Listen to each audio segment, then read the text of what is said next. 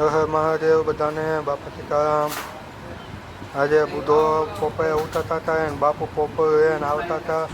તમે જોશો તો છો એ સંપાઈ કાઢ્યા છે. બાપુ જમીન નાખી નજર નાખે છે. પોપૈયા બહુ વાવ્યા છે.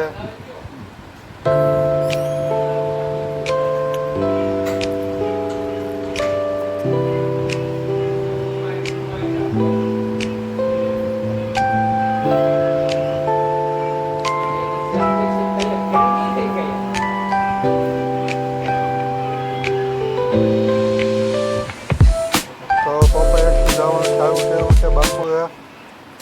આ તમે કુદરતી પપૈયા ખાઓ એને ઓયા ખાઓ એ બહુ ડિફરન્ટ કાઢે છે. કુદરતની પપૈયા છે આ. તમે એકવાર ખાજો તો બાર માંગો છે. 2 પપૈયા પાક્યા હતા.